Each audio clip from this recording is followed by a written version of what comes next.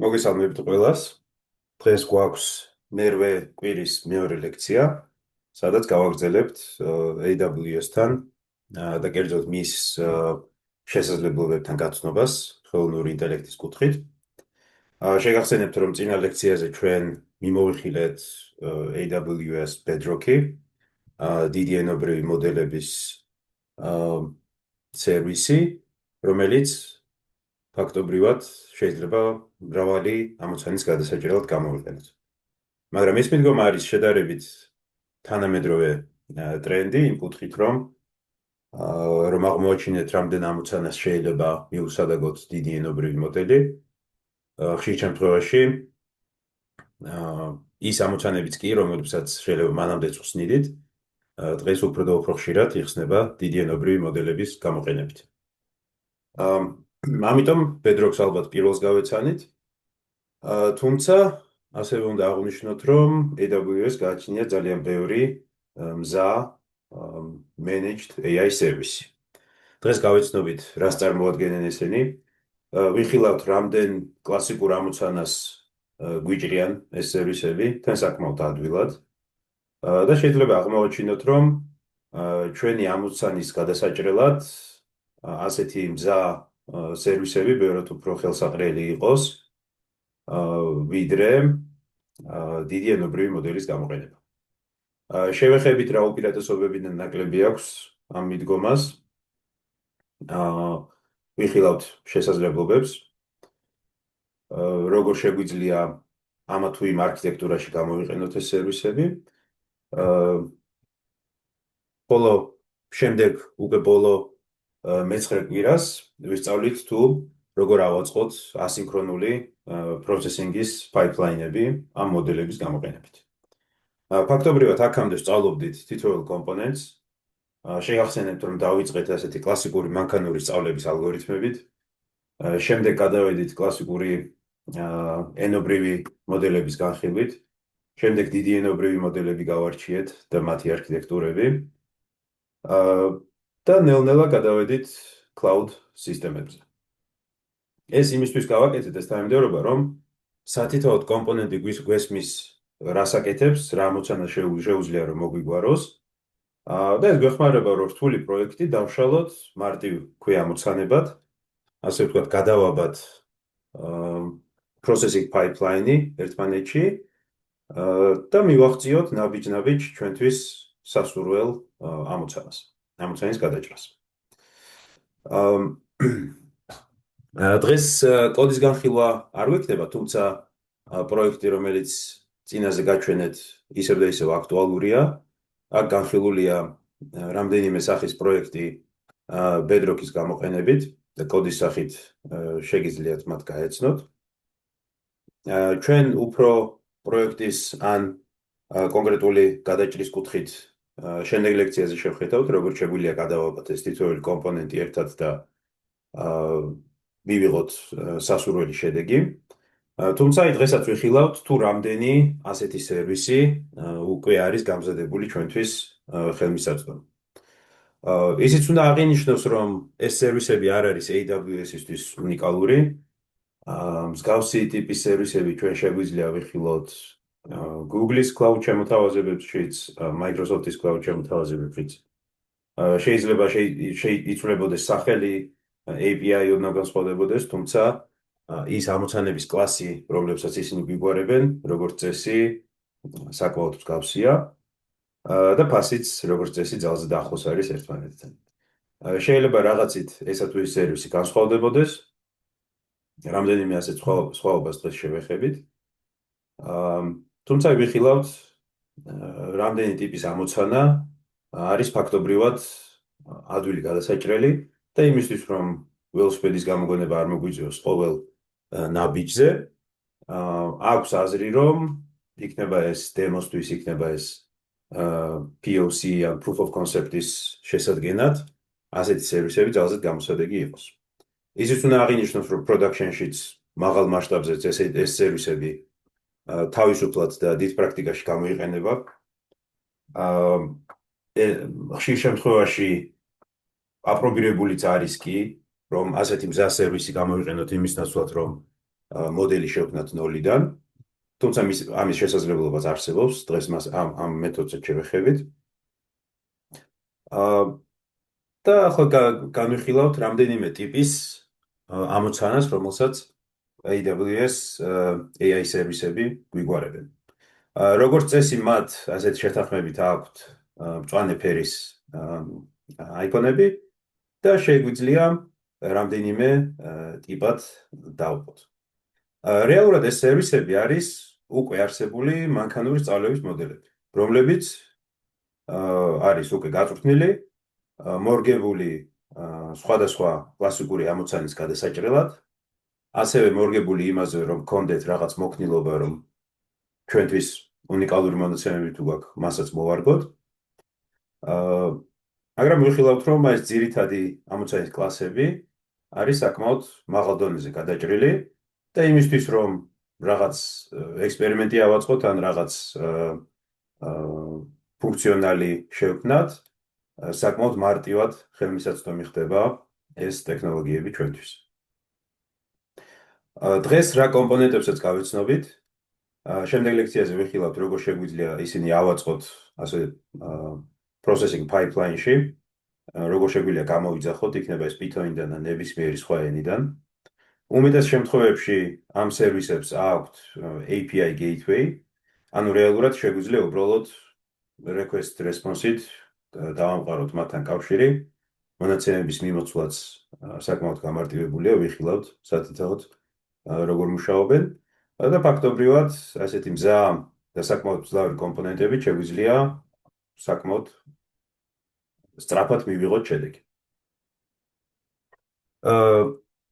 ესე იგი, მათი უპირატესობა არის ის, რომ მათი წვდომადობა, მასშტაბირება არის საკმაოდ ადვილი.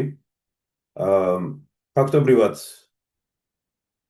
დიდი რაოდენობის და სხვადასხვა კლასის ამოცანები გვაქვს ხელმისაწვდომი,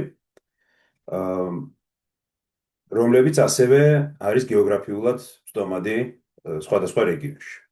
ანუ იმის ნაცვლად, რომ გქონდეს დაუშვათ გაწვრთნილი მოდელი და რომელიც გაშვებულია რაღაც ერთ კონკრეტულ სერვერზე, ხშირ შემთხვევაში შეიძლება იყოს პრობლემური, რომ ყველა რეკვესტი გავაგზავნოთ ერთ და იგივე სერვერზე.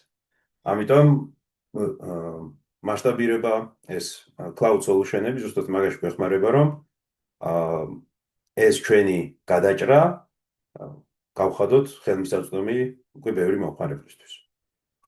მათი წვდომადობა არის როგორც სხვადასხვა გეოგრაფიულ რეგიონებში, ასევე იგივე გეოგრაფიულ რეგიონებში შეგვიძლია არა ერთი, არამედ მრავალი ინსტანსი გამოვიყენოთ ამ სხვადასხვა მოდელებს. პერფორმანსიც არის უკვე ოპტიმიზირებული, ჩვენ აღარ გვიწევს ფიქრი იმაზე, თუ როგორი CPU და GPU უნდა შევქმნათ ან გავამზადოთ ამ თუ იმ მოდელისთვის. ისევ და ისევ ამის შესაძლებლობა გვაქვს, თუმცა ეს მზა სერვისები მაგ საფიქრებსაც გვაშორებს. ჩვენ ფაქტობრივად შეგვიძლია ავარჩიოთ რა გამტარობის მოდელები გვჭირდება და აღარ ვინერვიულოთ იმაზე თუ როგორი hardware-ი უნდა გქონდეს ამ თუ იმ მოდელს. ანუ ფაქტობრივად შეგვიძლია ესეთი ტექნიკური საფიქრალი ჩამოვაშოროთ ჩვენ ისედაც დიდ სიას, რომელსაც ქვია პროდუქტის შექმნა.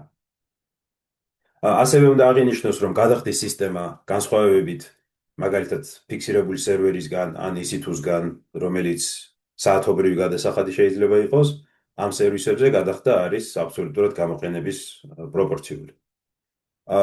ასევე უნდა აღინიშნოს, რომ ხშირ შემთხვევაში უმეტესი ეს სერვისი არის საგრძნობლად უფრო იაფი, ვიდრე დიდი ენობრივი მოდელი.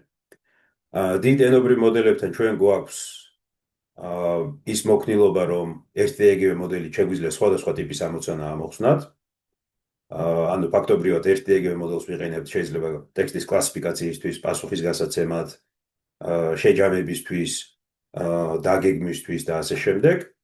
შეიძლება თარგმნისთვის, შეიძლება სურათთან ან ვიდეო მასალასთან სამუშაოდ.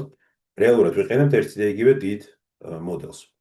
რაც რისი უპირატესობაც არის ალბათ ესეთი მარტივი გადაწყვეტილების პროცესი, თუმცა მეორეს მხრივ ისევ და ისევ პრომპტიც გვაქვს ასაწყობი, რაც ფაქტობრივად შეგვიძლია ვთქვათ, რომ პროგრამირების ენა არის ოღონდ უფრო ახალი და უფრო დაახლოებული ადამიანის ბუნებრივ ენასთან. თუმცა ისიც უნდა აღინიშნოს, რომ სწორი პრომპტის შექმნაც არ არის ხშირ შემთხვევაში მარტივი ამოცანა. ეს ალბათ არ იქნება თქვენთვის ახალი, რომ გავიგოთ, რომ პროგრამირების ენის სიმარტივე ჯერ არ ნიშნავს, რომ ყველა ამოცანას გადავჭრით. ალბათ Python-ის გამოჩენის დროსაც ბევრი ამბობდა, რომ ეს ზედმეტად მარტივი ენაა და ასე შემდეგ, მაგრამ რეალურად მალე ხვდებით, რომ სირთულე არა ამა თუ იმ ინტერფეისში ენაში არის, არამედ იმაში, რომ ჩამოვაყალიბოთ კაფიო მოთხოვნები და გავსაზღვროთ ლოგიკა, რომელიც გვჭირდება პასუხის მისაღებად. რეალური სირთულე მანდ არის ხოლმე, ვიდრე იმაში თუ რამდენად რთულია ესა თუ ის ენა თუ ტექნოლოგია. და განსხვავებით დიდი ენობრივი მოდელებისგან, რომლებიც სხვადასხვა ამოცანას გვიგვარებენ, ესენი უფრო არის სპეციალიზირებული მანქანური სწავლების მოდელები, მათი ზომა და პარამეტრების რაოდენობა, hardware, რომელიც გვჭირდება მათ გასაშვებად არის საგრძნობლად ნაკლები და შესაბამისად ფასი, რაც გვჭირდება თითოეულ request-ზე, არის ასევე ბევრად დაბალი. მიუხედავად ამისა, ვიხილავთ, რამდენი ტიპის ამოცანა შეგვიძლია მაინც ეფექტურად გადავჭრათ და რომ დიდი ენობრივი მოდელი ჯერ არ ნიშნავს, რომ ყველაფრისთვის ის უნდა გამოვიყენოთ. და ვიხილავთ, რომ ასე ვთქვათ, ფასის და ზოგადობის ხარჯზე ვიღებთ უფრო სპეციალიზირებულ არანაკლებ ეფექტურ მოდელს. და provision throughput, ანუ ჩვენ შეგვიძლია როგორც real time request response-ები ვამუშაოთ, ასევე დიდ მონაცემებზეც ვიმუშაოთ, რაღაც batching-ი გავაკეთოთ, ან რაღაც პროცესების რიგი დავაყენოთ. ამა თუ იმ შემთხვევაშიც ეს მიდგომები აგრძელებენ, რომ იყვნენ ეფექტურები. აი ჩვენ აქ შეგვიძლია ვიხილოთ, მაგალითად SageMaker, Amazon Bedrock, რაც წინაზე განვიხილეთ, Amazon Q, ტექსტისთვის და დოკუმენტისთვის განკუთვნილი სერვისები, Vision, ძებნა, chatbot-ები, speech, ანუ საუბარი, რეკომენდაციები და SageMaker-ი როგორც ასე ცალკე მდგომი.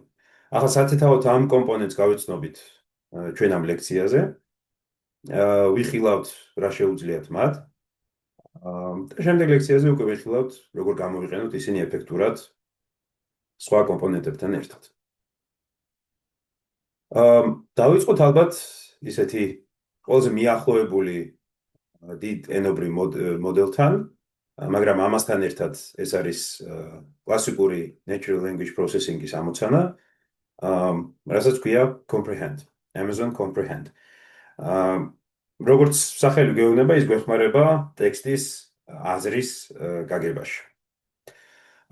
ეს სერვისი არის client managed and serverless, ნიშნავს, რომ არც სერვერის გამოყოფა გვიწევს, არც hardware-ის სპეციფიკაციის შერჩევა. ფაქტობრივად შეგვიძლია უბრალოდ მივმართოთ ამ სერვისს, მივაწოდოთ ჩვენი ტექსტი და ის დაგვეხმარება, რომ ამ ტექსტიდან ამოგვიღოს გადამწყვეტი ფაქტორები.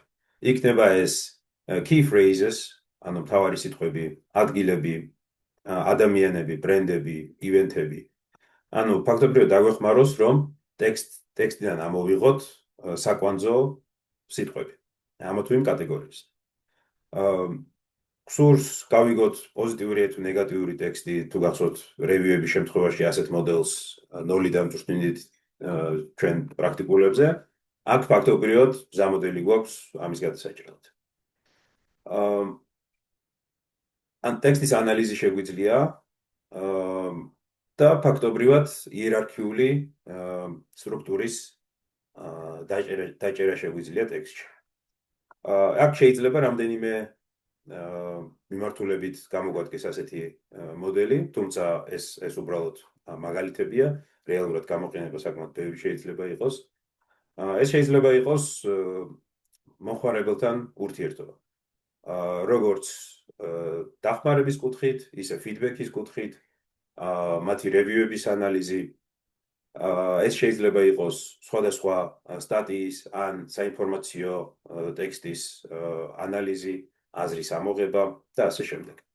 ახლა ვიხილავთ დაახლოებით როგორ შეგვიძლია მივაწოდოთ ინფორმაცია ამ შემთხვევაში Amazon Comprehends, როგორ ამოვიღოთ ამა თუ იმ ტიპის entity, ანუ კლასიფიკაციის ერთეული ამ ტექსტიდან და პრაქტიკაშიც ვიხილავთ მაგალითს. ჩვენ მაგალითად შეგვიძლია Amazon Comprehends ჩავაწოდოთ ნებისმიერი სახის ტექსტი, ეს შეიძლება იყოს email-ი, ეს შეიძლება იყოს HTML-ი, ეს შეიძლება იყოს PDF-ი, Word-ი, სურათებიც კი.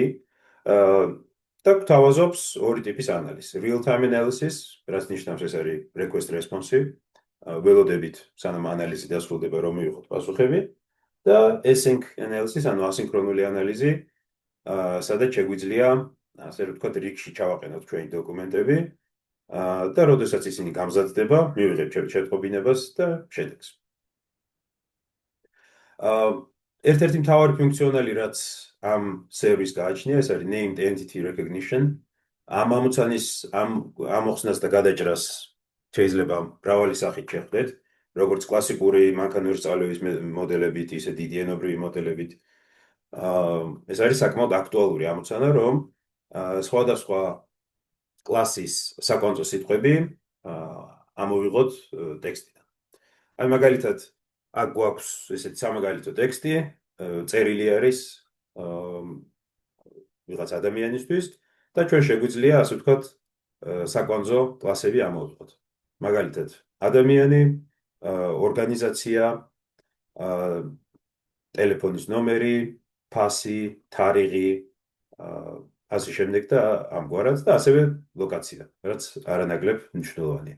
ანუ ფაქტობრივად ის რის ამოსაღება და შეიძლება დაგჭირდეს საუკეთესო შემთხვევაში საკმაოდ რთული რეგექსი, უარეს შემთხვევაში სპეციალურად ამისთვის გაწვრთნილი მანქანური სწავლების მოდელი, ეს უკვე მზა სერვისი ამ ამოცანას უკვე გამზადებულ მოგვარებულს გვახვედრებს. შეგვიძლია ასეთი free text-დან, თავისუფალი text-დან ამოვიღოთ და იდენტიფიცირება გავაკეთოთ ამ საკვანძო სიტყვების, მათი კლასიფიკაცია და თუ საჭიროა highlight-ით. აი ხედავთ, აი მაგალითად, გვაქვს entity location, ანუ 123 Main Street. და 98% თავდაჯერებულობა იმაში, რომ ეს არის ლოკაციის მაჩვენებელი ტექსტის ნაწილი. ჩვენ არ ვართ ვალდებული, რომ ამ ტაქსონომიას მივყვეთ, ანუ ეს რა თქმა უნდა არის ესეთი შემოთავაზებული კლასები, ფართოდ გავრცელებული კლასები. იქნება ეს ადამიანის სახელი, ორგანიზაციის სახელები, ტელეფონის ნომრები, ფასები, ასე შემდეგ. ჩვენ შეგვიძლია გქონდეს ჩვენი პირადი ახალი დამატებული კლასი, რომელიც გვსურს რომ ვიპოვოთ ტექსტში. და ამისთვის ჩვენ შეგვიძლია, ასე ვთქვათ, გავამზადოთ მონაცემები, სადაც ჩვენი custom კლასების მაგალითები გვექნება წარმოდგენილი.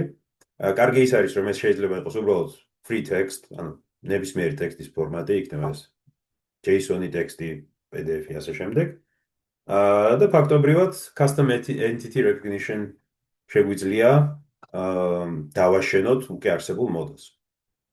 ანუ მაგალითად extract terms like policy numbers. ანუ მაგალითად იქნება ეს რაღაც დოკუმენტის იდენტიფიკატორი, იქნება ეს პირადი ნომერი და ასე შემდეგ. რაც შეიძლება ჩვენ ბიზნესს ჭირდებოდეს, რომ ტექსტიდან ამოვიღოთ ესა თუ ის საკვანძო სიტყვა. და შეგვიძლია გავწვნათ უკვე არსებული მოდელი, რაც ბევრად უფრო მარტივი ამოცანაა, ვიდრე მოდელის ნოლიდან შექმნა. ასევე მოითხოვს ნაკლებ დამატებით მონაცემებს. რომ ფაქტობრივად რამდენიმე მაგალითი მივაწოდოთ, რა არის, რასაც ვეძებთ. იქნება ეს რა დაუშვათ ავტომობილის ნომერი, ან დაუშვათ მომხმარებლის პირადი ნომერი და ასე შემდეგ. რომ ფაქტობრივად შევძლოთ ამოვიღოთ ტექსტიდან ეს ჩვენთვის მნიშვნელოვანი საკვანძო ინფორმაცია. და შემდეგ, როდესაც ამ custom entity recognizer შევქმნით, შეგვიძლია უკვე ახალი დოკუმენტები რომ მოგვივა, ეს ჩვენი ახალი კლასებიც გამოვიყენოთ მოსაძებნად. ისიც უნდა აღინიშნოს, რომ ცალკე არსებობს Amazon Comprehend Medical, ანუ სამედიცინო ლიტერატურასთან სამუშაო სპეციალურად მოდელი. რომელიც აი მაგალითად შეგვიძლია ჩავაწოდოთ, იქნება ეს წამლის ინსტრუქცია, იქნება ეს სამედიცინო კვლევა, იქნება ეს რაღაც ტესტის შედეგები და ასე შემდეგ. უფრო კარგად არის გაწვრთნილი ამ მიმართულებით. ასევე, როდესაც ნებისმიერ სამედიცინო მონაცემთან გვაქვს საქმე, არის მონაცემთა შენახვის და დამუშავების სტანდარტები, რომლებსაც უნდა ვაკმაყოფილებდეთ. ანუ რეალურად ჩვენ უკვე ადამიანის პირად იდენტიფიცირებად ინფორმაციასთან გვაქვს საქმე და ამისთვის ხშირად ესეთი სამედიცინო მოდელები ცალკე არიან და ცალკე სერტიფიცირებას გადიან, რომ მაგალითად აი Protected Health Information, PHI, მისი იდენტიფიცირება და თუ საჭიროა შენიღბვაც შეუძლიათ. აი მაგალითად თუ ამა თუ იმ ტექსტში არის რაღაც პირადი მატარებელი ინფორმაცია, ჩვენ შეგვიძლია ის ჩავანაცვლოთ placeholder-ით, ან რედაქტირება გავაკეთოთ. რაც ისე არ არის ტრივიალური ამოცანა ამოსახსნელად, თუმცა გვაქვს მზა მოდელი ამის მისაღწევად. როგორც წესი, მონაცემები, რომელთანაც მუშაობთ, არის Amazon S3-ზე შენახული, თუმცა არ არის აუცილებელი, ჩვენ შეგვიძლია ეს ფაილები request-თან ერთად ავტვირთოთ კიდეც. და როგორც კლასიკურ Comprehend-თან შედარებით, აქ შეგვიძლია ესეთი Kinesis Data Firehose, ანუ იქნება ეს real-time data, ანუ ჩვენ გვჭირდება პასუხი მაქსიმალურად სწრაფად, თუ ჩვენ გვჭირდება დიდი მონაცემების დამუშავება და ასინქრონული პროცესი. ასევე შეგვიძლია გადავაბოთ სხვა სერვისებთან, სხვა სერვისებსაც ვეხილავთ და ახლა მაგალითად შეგვიძლია ჩვენ AWS console-ში შევიდეთ. მოდით ცოტას გავადიდებ. და მაგალითად ვეხილოთ search-ში შეგვიძლია ჩავწეროთ comprehend, ვხედავთ Amazon comprehend, Amazon comprehend medical. შეგვიძლია ერთ-ერთში შევიდეთ. და კარგი არის ის, რომ აქ შეგვიძლია ესეთი სამაგალითო პროექტიც ვიხილოთ, ასეთი demo და ჩვენი ტექსტით ჩავსვათ, რომ ვიხილოთ როგორ ტაქსონომიად ან იერარქიად დაგვიშლის არსებული მოდელი.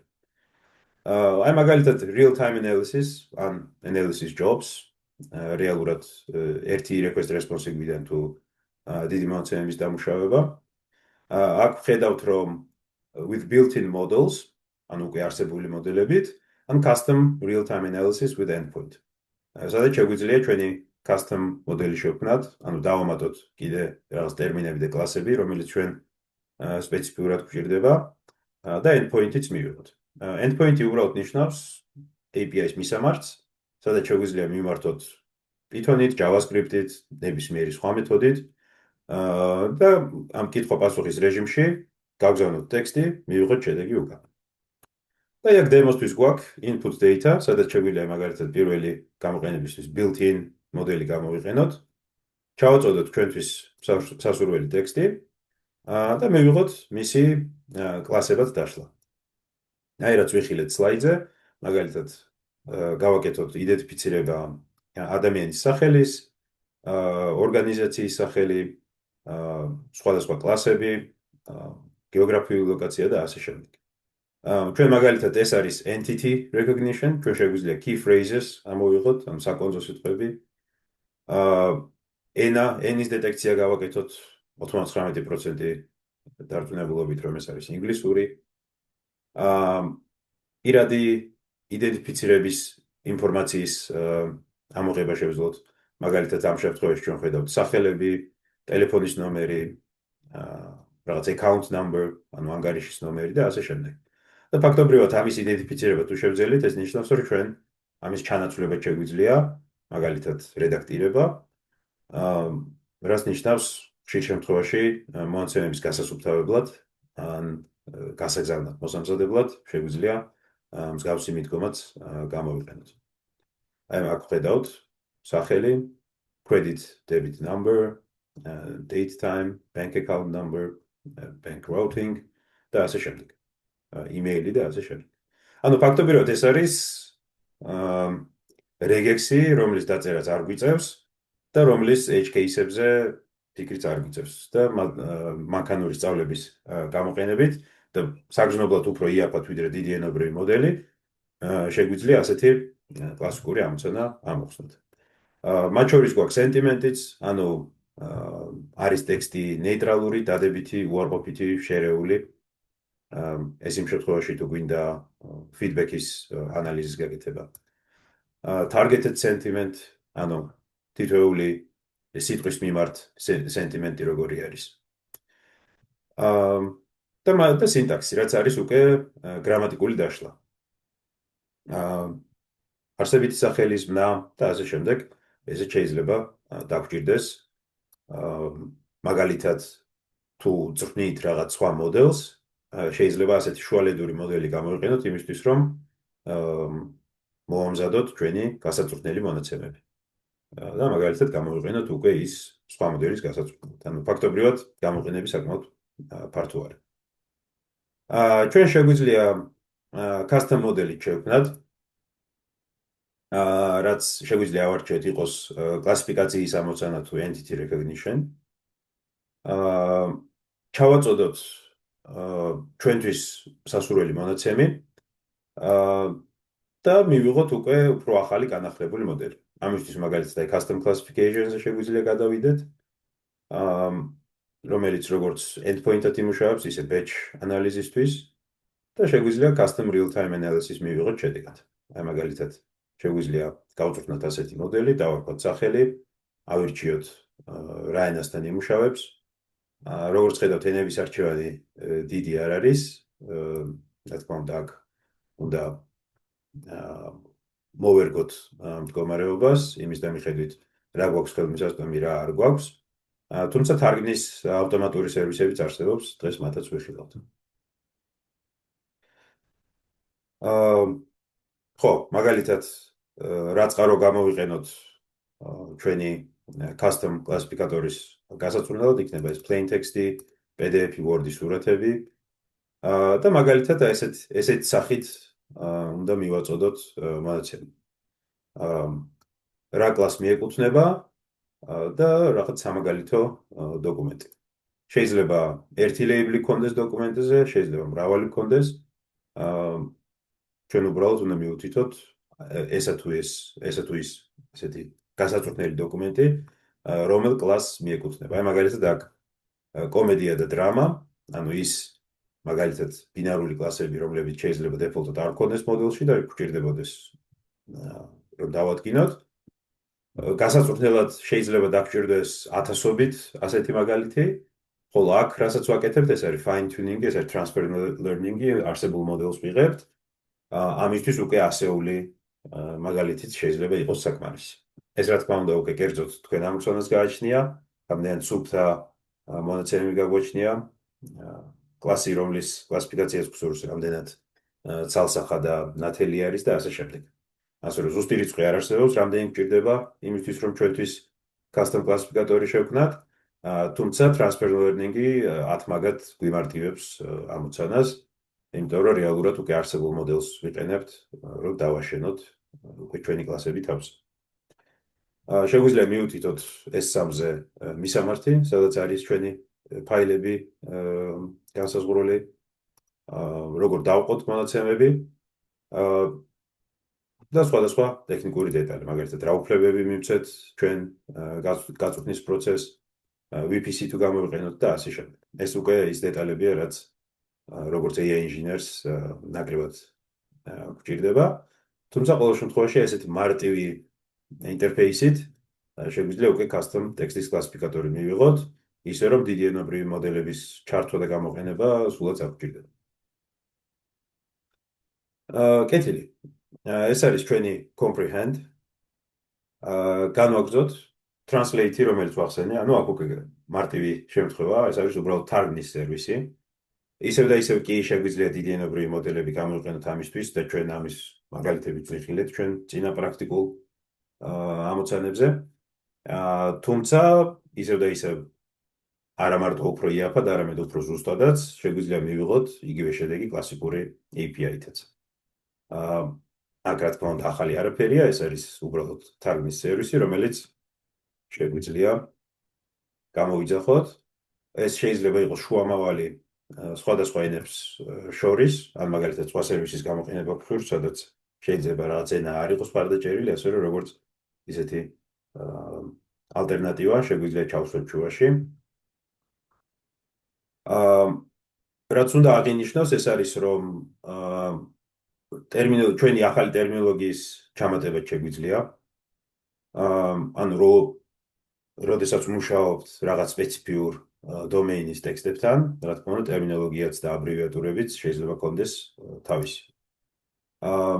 აქ კარგი არის ის, რომ შეგვიძლია custom ტერმინოლოგია მიუთითოთ და მაგალითად შევქმნათ ასეთი ობიექტი, ისევ და ისევ აი ხედავთ CSV, TMX, TSV, ანუ ესეთი მარტივი ტექსტური დოკუმენტებია, რომლებიც შეგვიძლია მივაწოდოთ ამა თუ იმ ტერმინის ჩასამატებლად ჩვენი თარგმნის სერვისში. ასე ვთქვათ, უფრო მორგებული და უკეთეს გავხადოთ რაღაც კონკრეტული დომეინისთვის. და ნუ ახლა თარგმნა გასაგებია თვითონ ამოცანა საკმაოდ კარგად არის ცნობილი. ასევე არის შეგვიძლია შევარჩიოთ სხვადასხვა პარამეტრები თუ როგორი სტილის თარგმნა გვინდა, ფორმალური ენა, არაფორმალური, profanity masking, გსურს თუ არა რაღაც რედაქტირება და ცენზურის ჩამატება პროცესში თუ არა.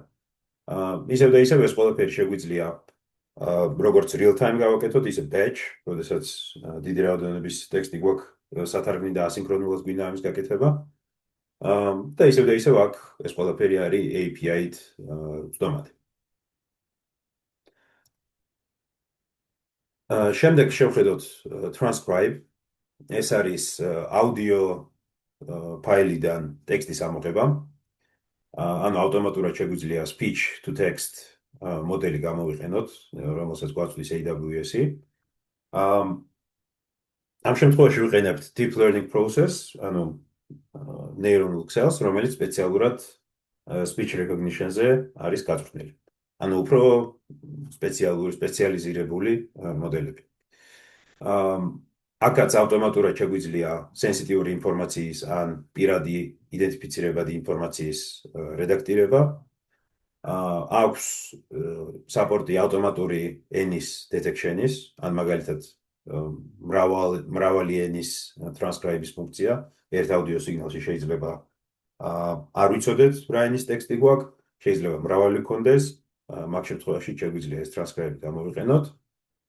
ისევ და ისევ გამოყენება შეიძლება ძალზე ფართო იყოს, ეს იქნება რაღაც customer call-ის თარგმნა, ეს იქნება უბრალოდ ტექსტის ამოღება და შემდეგ თუ საჭიროა თარგმნაც. Closed captioning, subtitling, თუ გჭირდება რომ რაღაც ვიდეოს ტექსტი დავადოთ. Generate metadata for media assets, აი მაგალითად გვაქვს ვიდეო ან აუდიო, რომლის ანალიზი გსურს, შეჯამება გსურს, ჩვენ გვჭირდება ჯერ ტექსტის ამოღება.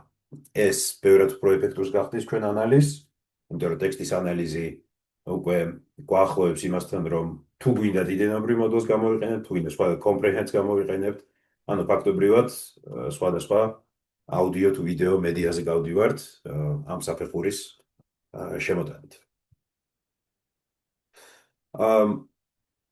ისიც უნდა აღინიშნოს, რომ არის მეთოდები სიზუსტის გასაუმჯობესებლად. ისევ და ისევ შეიძლება იყოს რაღაც ტექნიკური ტერმინოლოგია, აკრონიმები, ჟარგონი. არის შემთხვევები, სადაც ცალსახა პასუხი შეიძლება არ გქონდეს აუდიოდან ტექსტის ამოსაღებად. მაგალითად, შეიძლება იყოს AWS microservices, მაგრამ შეიძლება models, აი ესეთ default models არასწორად მოესმას და USA microservices ან რაღაც ეგეთი.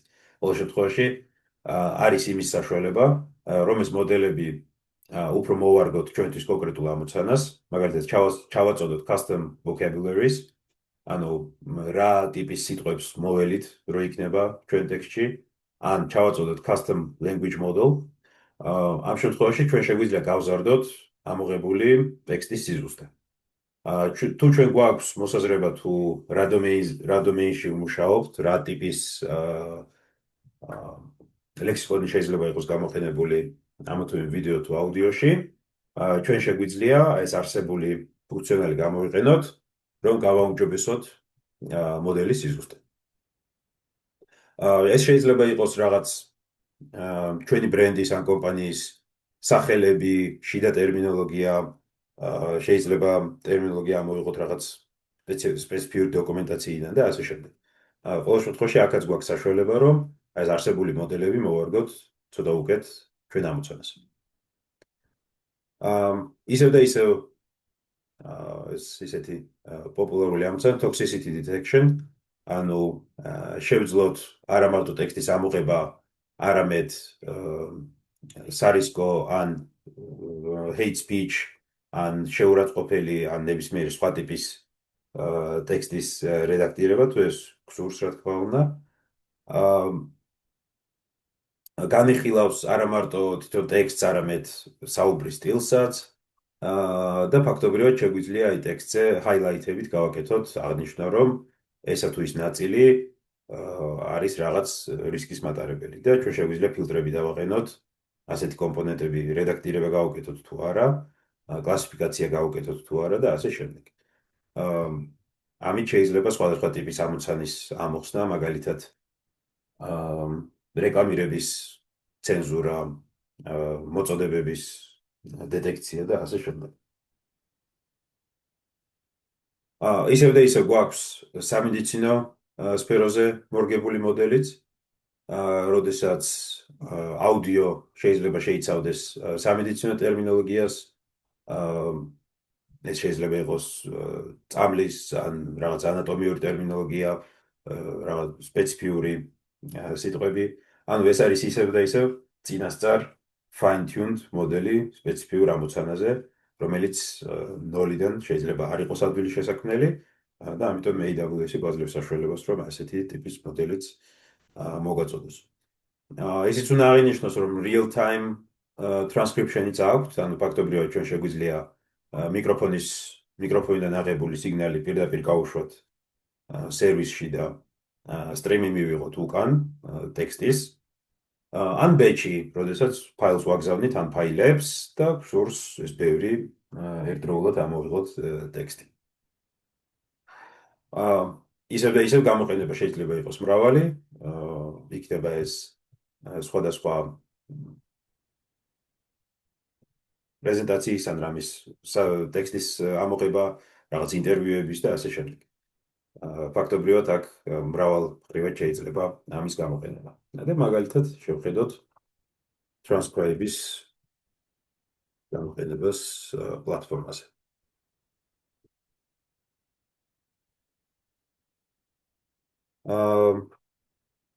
ესეთი მაგალითი გვაქვს. ნახოთ აბა ჩემ მიკროფონს თუ აიღებს. მივიცეთ უფლება. Hello, my name is Tornike and I'm reading a lecture in AI engineering. რა თქმა უნდა, ჩემს სადელზე პრობლემა იქნება. Stop. ხო. ორ შემთხვევაში რაღაც სიზუსტით ამოვიღეთ current language English, მაგრამ რეალურად შეგვიძლია დავაყენოთ, რომ ავტომატური ენის დეტექცია გქონდეს, ანუ შეგვიძლია specific, automatic და automatic multiple language identification. საკმაოდ ბევრი ენა არის მხარდაჭერილი. ქართული default ჩამონათვალში არ არის. არის მოდელები, სადაც არის ქართული ენა, თუმცა მათ წარმატებაც უნდა გავითვალისწინოთ და ალბათ გავზომოთ ჩვენ კონკრეტულ ამოცანაზე, რამდენად კმაყოფილები ვართ ამ თუ იმ შედეგით. მსგავსი მოდელები ქართულისთვის 11 Labs აქვს რაღაც მოდელები ჩვენს გქონდა იყო ქართული კომპანიები, რომლებიც ამაზე მუშაობდნენ, სხვადასხვა შედეგით. ზოგი არსებობს, ზოგი უკვე არა. იმ შემთხვევაში, როდესაც კონკრეტული ენის მხარდაჭერა გვჭირდება, არჩევანი საკმაოდ კლებულობს, თუმცა არის პროდუქტები, რომლებიც სპეციალიზდებიან ამაზე. 11 Labs ერთ-ერთი მაგალითია, შეგიძლიათ ეხილოთ. მაგრამ და ისევ წარმატება შეიძლება იყოს სხვადასხვა და ესეც უნდა გავითვალისწინოთ ჩვენი გადაწყვეტილების მიღებაში. აქ შეგვიძლია vocabulary filtering, როგორც ხედავთ, შეგვიძლია ჩვენი vocabulary შევქმნათ, ანუ მივუთითოთ რა ტიპის სიტყვები რედაქტირდეს თუ საჭირო არის. შეგვიძლია transcription job შევქმნათ, ანუ ფაქტობრივად ჩავაწოდოთ ვიდეო თუ აუდიო და ამოვიღოთ იქიდან ესეთი უკვე ტექსტი. და customized language შეგვიძლია შევქმნათ. ეს შეგვიძლია დავტოვოთ. ისევ და ისევ შეგვიძლია გავწრხნათ არსებული მოდელი. მივაწოდოთ ჩვენი მაგალითები და ფაქტობრივად გავიმარტივოთ ამოცანის სპეციალიზაციის მიმართულება. ფაქტობრივად გვაქვს საშუალება, რომ ავიღოთ არსებული მოდელი და გავაუმჯობესოთ უკვე ჩვენი კონკრეტული მიმართულებით. ისევ და ისევ შეგვიძლია customized vocabulary შევქმნათ. იქნება ეს ფაილის ატვირთვა, იქნება ეს სათითაოდ ლექსიკონის ჩამატება, ამით ყველაფრით გაფილტრვა და ასე შემდეგ. და საპირისპირო ამოცანა, რომელიც არის Amazon Polly, როდესაც პირიქით გვაქვს ტექსტი და გვინდა გავახმოვანოთ. ესეც გავრცელებული ამოცანა არის.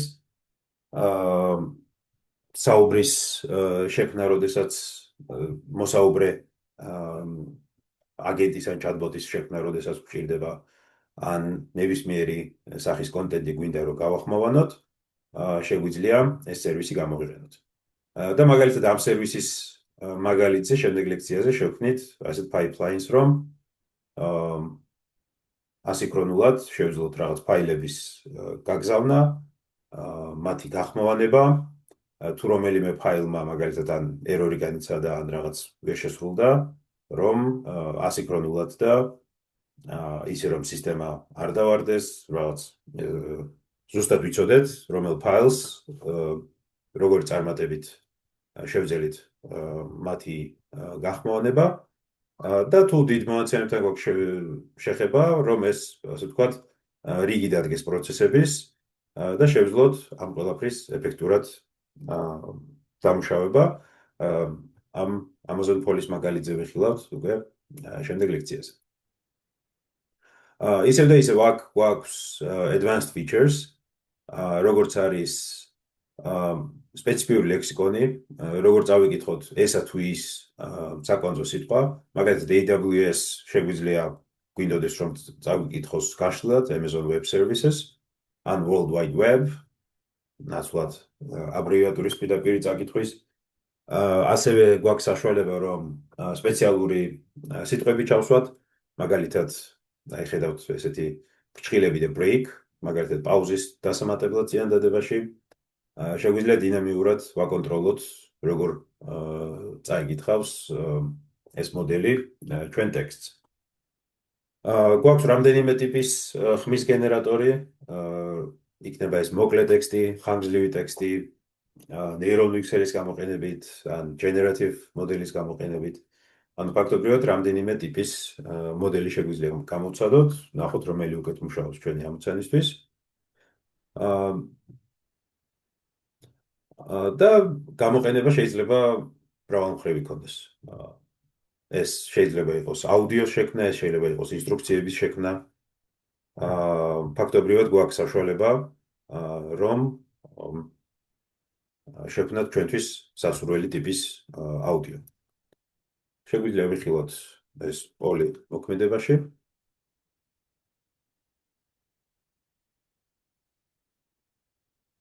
აი აქ მაგალითად ხედავთ. ეს რეგიონში. როგორც ხედავთ, ზოგი ფიჩერი შეიძლება იყოს ზოგ რეგიონში ხელმისაწვდომი, ზოგში არა. აი მაგალითად გადავერთოთ სხვა რეგიონზე, შევხედოთ ვარიანტები გვაქვს.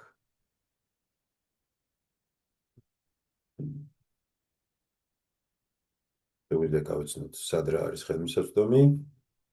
ნუ, ყოველ შემთხვევაში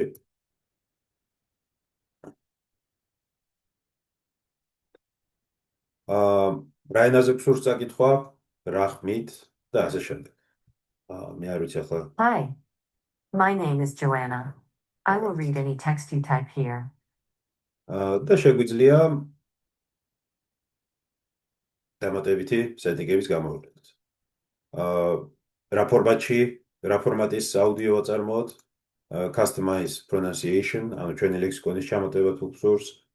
და ასევე მაგალითად პაუზის დამატებაც უნდა შეგვეძლოს. ნახოთ რა ასე პირდაპირ. Hi, great, my name is Joanna. I will read any ეს SSML mode უნდა ჩავთოთ. ჩავთოთ და შემდეგ შეგვიძლია მივუთითოთ მე მგონი Excel-ში გვჭირდება. ნახოთ. Hi, my name is Joanna. ხო. I will read any text you type here. დიდა მეორე შეგვიძლია ჩავაწოდოთ თუ რამე პაუზის გაკეთება გვინდა რომ გააკეთოს ან როგორც ხედავთ საკმაოდ ბევრი ტიპის სპეციალური keyword-ი არის რომელიც დროებით შეგვიძლია ვაკონტროლოთ როგორც აიკითხავს მოდელი ტექსტს. შემდეგი და საკმაოდ ასევე მნიშვნელოვანი მოდელი არის recognition, რაც უკვე სურათებთან და ვიდეოსთან მუშაობის საშუალებას გვაძლევს. კერძოდ, აქ შეიძლება იყოს სახის ამოცნობა, სახის ძებნა, ადამიანების დათვლა, შეიძლება სახეების მიმსგავსების მოდელის გამოყენება. ასევე გვაქვს საშუალება labeling, ანუ ობიექტების დეტექცია სურათზე თუ ვიდეოზე, კონტენტის მოდერაცია, ტექსტის დეტექცია, face detection and analysis, როგორც უკვე ვახსენეთ, face search and verification, celebrity recognition, pathing, მაგალითად თუ გსურს რომ ვიდეოზე დავთრეკოთ რა ტრაექტორით მოძრაობს ესა თუ ის ობიექტი, ესეც არის შესაძლებელი. Recognition-ში ისევე როგორც სხვა მოდელებში შეგვიძლია ჩვენი custom label-ები ჩავამატოთ. ის გვაძლევს rig class-ებს, რომელიც default-ად არის ხელმისაწვდომი, თუმცა შეგვიძლია ჩვენი სპეციფიური label-ებიც ჩავამატოთ. იქნება ეს ჩვენი კომპანიის ლოგო ან რაღაც ცალკე სახე, რომლის დეტექცია გსურს. შეგვიძლია მათი მაგალითები მივაწოდოთ მოდელს. გავწვრთნათ უკვე უფრო სპეციალიზირებული მოდელი და custom კლასიფიკაცია მივიღოთ შედეგად. ეს ისევ და ისევ გვიმარტივებს მაღალი წარმატების მოდელის მიღების საშუალებას. მაგალითად, იმისთვის რომ ასეთი მოდელი გავწვრთნათ 0-დან, შეიძლება 1000-ობით და 100,000-ობით სურათი დაგვჭირდეს. ამ შემთხვევაში უკვე 100-ობით სურათი არის საუბარი. რა თქმა უნდა, გააჩნია ობიექტის სირთულესაც, თვითონ საძიებო სურათის სირთულესაც და ასე შემდეგ. თუმცა შეგვიძლია ასეთი ჩვენი custom მოდელი შევქმნათ და შემდგომ უკვე სურათები დავამუშაოთ უკვე ჩვენი სპეციალურად გაწვრთნილი მოდელით. კონტენტის მოდერაციაც ისევ და ისევ შეგვიძლია. ჩვენ ფაქტობრივად შეგვიძლია გავწვრთნათ რა ტიპის სურათების რა ტიპის ობიექტების დეტექცია გსურს და შეგვიძლია ვიპოვოთ ასეთი ობიექტები სურათზე თუ ვიდეოზე. მაგალითად შეგვიძლია გავფილტროთ ასეთი სურათი ან კომპონენტები სურათიდან ან ვიდეოდან. და ფაქტობრივად კონტენტის მოდერაციის საშუალებას გვაძლევს. ამ მოდერაციასთან ერთად ჩვენ გვეძლევა ერთგვარი ქულა, თუ რამდენად დარწმუნებულია მოდელი ამა თუ იმ შედეგში და აქამდე თუ კონტენტის მოდერაციაზე მაგალითად დიდი ძალა ან ადამიანური რესურსი შეიძლება დაიხარჯოს, აქ შეიძლება ისე მოხდეს, რომ გავფილტროთ და მხოლოდ იმ კონტენტზე, სადაც შედეგი არ არის დამაჯერებელი, მხოლოდ ეგ კონტენტი გავფილტროთ და მაგალითად გავუშვათ ადამიანთან დასარევიებლად, რაც ზრდის წარმატებას და იმედია ეფექტურობასაც სასურველი შედეგის მისაღებად. ამისთვის AWS-ი თავის სერვისას გვაწვდის, ეს Amazon Augmented AI, რაც გულისხმობს, რომ ინტერფეისს გვაძლევს ამა თუ იმ კონტენტის დასამუშავებლად ადამიანების მიერ რევიუ რო გააკეთო. ანუ შეუძლია ადამიანს დალოგინდეს, ნახოს ეს სამაგალითო სურათები ან კონტენტი და ასე ვთქვათ, დაეხმაროს მოდელს შედეგის მისაღებად. ასე ვთქვათ, ჰიბრიდული მოდელი, სადაც როგორც მანქანური სწავლების მოდელს ვიყენებთ, ასევე ადამიანის ასეთ ოპერაციულ ჩართულობასაც. ისევ და ისევ ჩვენ შეგვიძლია ეს ჩვენი custom labeled სურათები მივაწოდოთ მოდელს და შევქმნათ ჩვენთვის სასურველი მოდელი. და აი მაგალითად ეს შეიძლება გამოვიყენოთ, გადავაჯაჭვოთ სხვა სერვისებს. მაგალითად შეიძლება გქონდეს chatbot-ი, სადაც გვაქვს სურათის გენერაციის ფუნქციონალი, წინასწარ გვახსოვთ Bedrock-ში სადეთ მოდელი, სადაც დავაგენერირეთ რაღაც ფოტო ან სურათი. თავისუფლად შეგვიძლია დავამატოთ ესეთი Amazon Recognition საფეხური პროცესში, სადაც ამ დაგენერირებულ სურათს შეგვიძლია გავატაროთ, დავადეტექტოთ რამე ობიექტი, რაც შეიძლება ან აკრძალული იყოს, ან არ იყოს აკრძალული, ან უბრალოდ დეტექცია გვინდოდეს და ფაქტობრივად დავამატოთ არსებულ chatbots, იქნება ეს როგორც ფილტრი, ან იქნება ეს როგორც დამატებით ინფორმაცია, რაც შეგვიძლია სურათიდან ამოღოთ. აქეთ შეგვიძლია დემონსტრაცია ვიხილოთ Recognition-ის მოდელის გამოყენების. აი ხედავთ, Recognition-ს და Augmented AI-ს გვთავაზობს ერთად. შეგვიძლია შევხედოთ. Customized moderation, bulk analysis, custom labels. ანუ ფაქტობრივად გვაქვს საშუალება, რომ ჩვენ სურათებზე გავწვნათ მოდელი. მოდით დემო გამოვიყენოთ. აი მაგალითად შეიძლება გქონდეს ასეთი ქუჩის სურათი, სადაც გვინდოდეს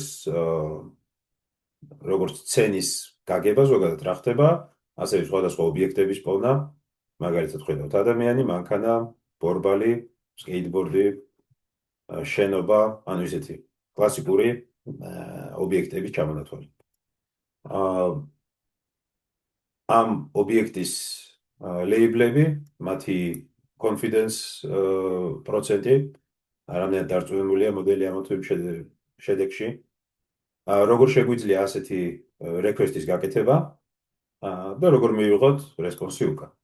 აი მაგალითად შეგვიძლია შევხედოთ, ჩვენ ფაქტობრივად უბრალოდ image ობიექტს ვუთითებთ, სადაც შეგვიძლია ამ შემთხვევაში როგორც S3-ის ობიექტი მივუთითოთ, სად მდებარეობს ჩვენი სურათი და შედეგად ვიღებთ ლეიბლების ჩამონათვალს. ანუ აქ მოვიცავთ რა ტიპის ობიექტი მოიძებნა, როგორი თავდაჯერებულობის პროცენტით. აქ შეიძლება იყოს ობიექტების იერარქიაც, ანუ მაგალითად parent ლეიბლები, კატეგორიზაცია, როგორც ხედავთ, რაღაც სამეზობლო შედის რაღაც კლასში, ანუ გვაქვს უბრალოდ არა ობიექტების ჩამონათვალი, არამედ ობიექტების იერარქია, რომელიც შეგვიძლია ამოვიღოთ ამ შედეგიდან. ასევე bounding box-ები, ანუ რეალურად თუ გსურს ამ ობიექტის highlight-ი თვითონ ფოტოზე, შეგვიძლია ასეთი მართკუთხედის კოორდინატები ამოვიღოთ. შესაბამისად, ასეთი highlighting-იც გავაკეთოთ სურათზე. ამას ქვია, ესე ვთქვათ, უბრალოდ box-ის მოძებნა, თუმცა არსებობს მოდელები, სადაც სეგმენტაციას ვაკეთებთ, სადაც ობიექტს ზუსტად წირზე შემოვხატავთ. ამის სპეციალური მოდელებიც არსებობს. ერთ-ერთი გავრცელებული არის SEM, მეტასგან მეტას ლაბორატორიების მიერ შექმნილი. მაგ შემთხვევაში გვაქვს არა რაღაც ყუთი, რომელიც ობიექტს შემოხატავს, არამედ კონკრეტულად ასეთ პოლიგონი, რომელიც ზუსტად დაყვება ობიექტს. ეს უკვე სეგმენტაციის ამოცანა არის. აი ესე შეგვიძლია მაგალითად ობიექტების detection-ი გავაკეთოთ recognition, თუმცა ეს არ არის ერთ-ერთი პრაქტიკული გამოყენება, მაგალითად image properties, სურათის სხვადასხვა ტექნიკური მახასიათებელი თუ გინდა რომ ამოვიღოთ, brightness-ი, sharpness-ი, ფერთა გამა და ასე შემდეგ. თუ მაგალითად გსურს რაღაც სტატისტიკის ამოღება სურათიდან, ან ნებისმიერი სხვა, აქ დემოში თქვენი სურათის ატვირთვა შეგიძლიათ, რომ ნახოთ თქვენთვის მისაღებ შედეგს იღებთ თუ არა ამა თუ იმ ფოტოდან. და ეს ჯერ ესეთი მარტივად გაზრდით საშუალებას, რომ ნახოთ ეს მოდელი გიგვარებთ თუ არა ამოცანას, ან და თუ არა შეგიძლიათ უკვე ან customized ლეიბლებზე მუშაობა, ან თუნდაც სხვა მოდელის არჩევა. ანუ ფაქტობრივად მარტივად შეგიძლიათ ცადოთ ესა თუ ის ფოტო პირდაპირ ადგილზე. Image moderation, ანუ ფაქტობრივად შეგვიძლია ვთქვათ სენსიტიური ობიექტები თუ იქნა ნაპოვნი ფოტოზე. Facial analysis, ანუ სახის დეტექცია. რამდენად თავდაჯერებულები ვართ, სქესი, ასაკი, ემოცია, სათვალე და სხვადასხვა ესეთი კლასის ამოღება შეგვიძლია. Mouth is open, doesn't have a mustache, საინტერესო კლასები არის. შეგვიძლია ესეთი სახის სტატისტიკის წაკითხვაც. რა თქმა უნდა, ამასთან ერთად გვაქვს თითოეული ობიექტის კოორდინატი, მათი ლოკაცია, როდესაც შეიძლება რაღაც სახის დაკვდების სტატისტიკის დათვალ გვხურდეს. სახის შედარება, რამდენად მსგავსია ორი ადამიანი ერთმანეთის. მაგალითად, შეგვიძლია ვთქვათ, ორი ადამიანი, ეს ფოტო ეკუთვნის ერთ-ერთი ადამიანს თუ არა.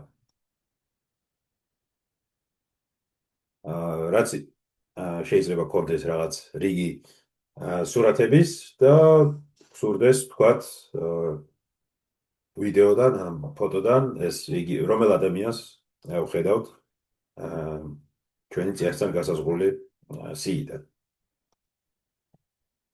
Celebrity recognition, ეს რა თქმა უნდა ბეზოსი უნდა იყოს.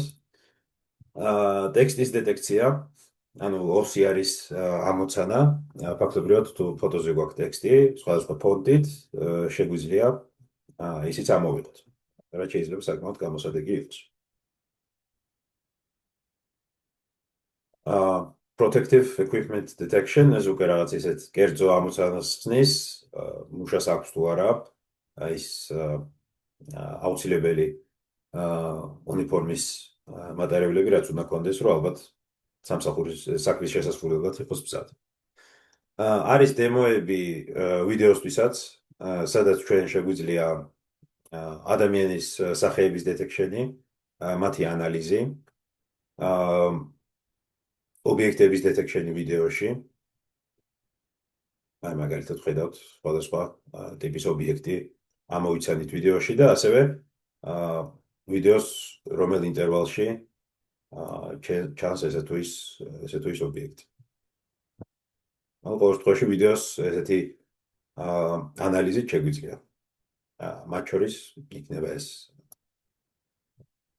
არის ვიდეოს ანალიზი, ან მასზე ადამიანის დეტექშენი და ასე შემდეგ.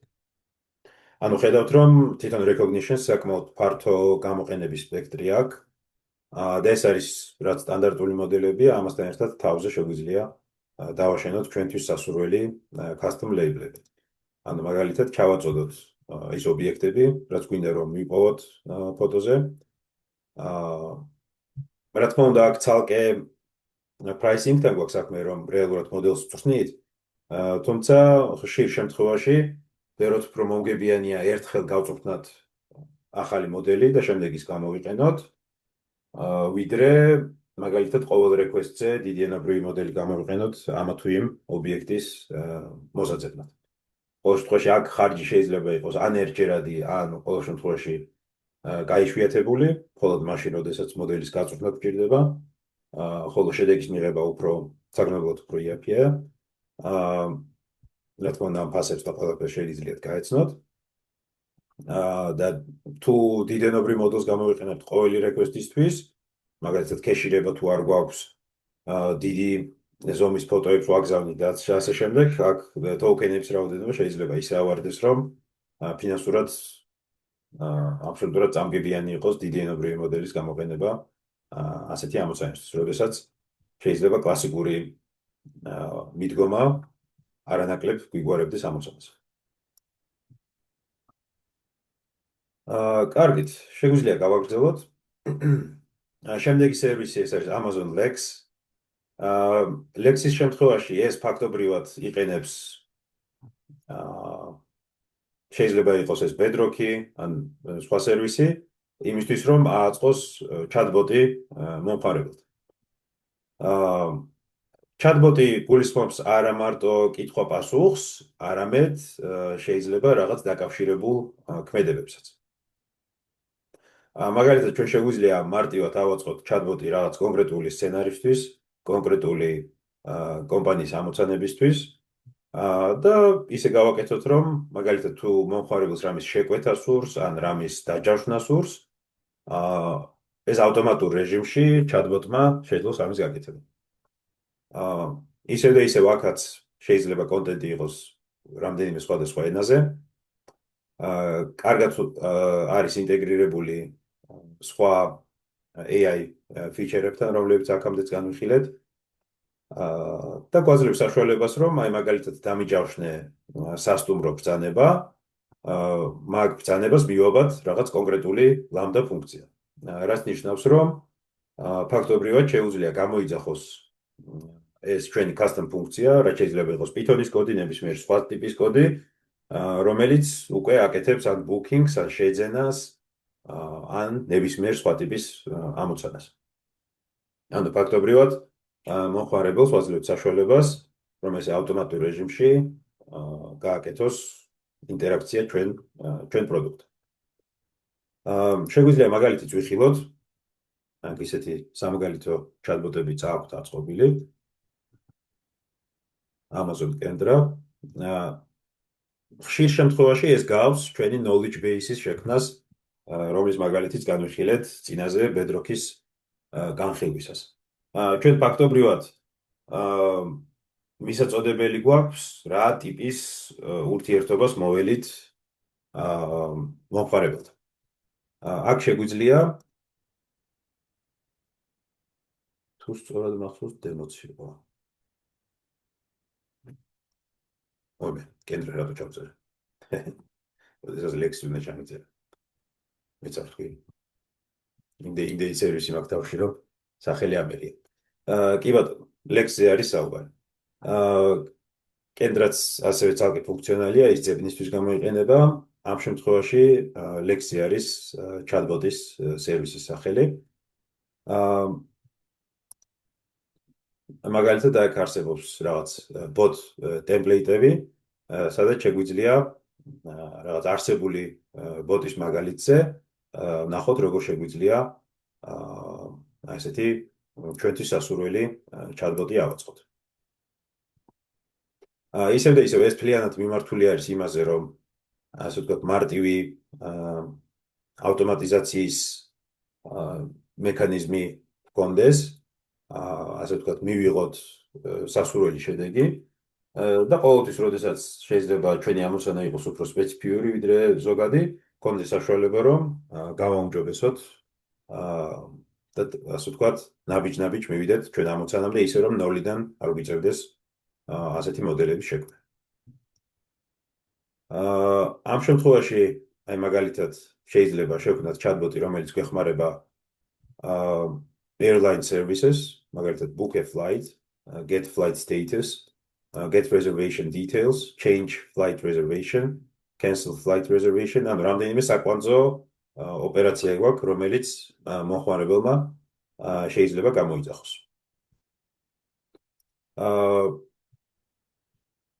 ამ სამაგალითო chatbot-ებს მოყვება ასევე ასეთი sample set-ი, ანუ უბრალოდ ეს არის ფრენის მაგალითები და ჩვენ შეგვიძლია აი მაგალითად ვიხილოთ, როგორ შეიძლება ეს chatbot-ი ესაუბროს მომხმარებელს. მაგალითად, მინდა ფრენდის დაჯავშნა და ამ შემთხვევაში chatbot-თან უკვე განსაზღვრული გვაქვს ამ ოპერაციის მისაღებად რა რიგი პარამეტრები არის საჭირო.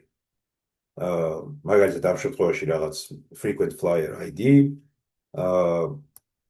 ცალმხრივი, ანუ ცალმხრივი ფრენა თუ ორმხრივი, რომელ ქალაქში, რომელ თარიღზე და ასე შემდეგ.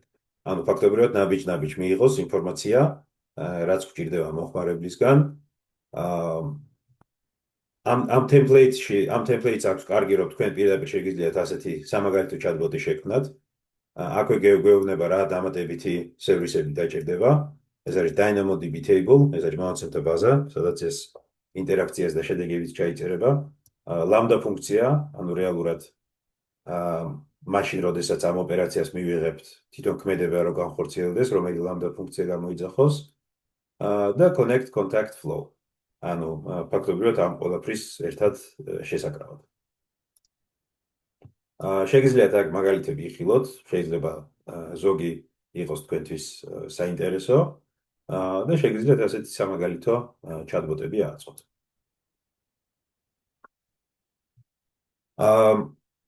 გადავიდეთ კიდე ერთ ძალიან პოპულარულ სერვისზე, რომელსაც ქვია Textract, ანუ ტექსტის ამოღება.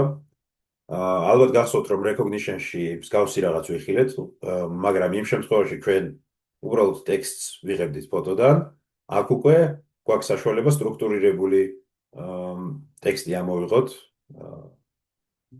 დასკანერებული ფოტოდან.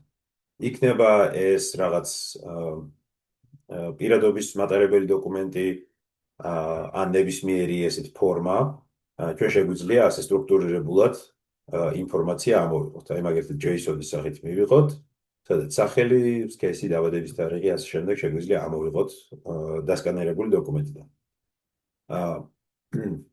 სხვა ფორმები და ცხრილები, PDF-ები და სურათები, ანუ ფაქტობრივად შეგვიძლია ავტომატიზაცია გავაკეთოთ ინფორმაციის ამოღების სხვადასხვა დასკანერებული დოკუმენტიდან. ხშირად არის შემთხვევა, ალბათ გამოგიყენებიათ კიდეც, სადაც შეიძლება პირადობის გადაღება მოგიწიოთ აპლიკაციაზე, სადაც პირადობის ვერიფიკაცია ხდება.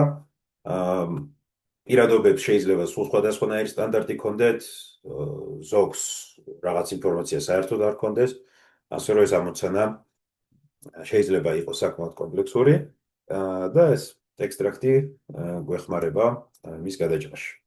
შეგვიძლია ვიხილოთ როგორ გამოიყურება. აი მაგალითად, აქაც გვაქვს ესეთი სადემონსტრაციო რამდენიმე დოკუმენტი.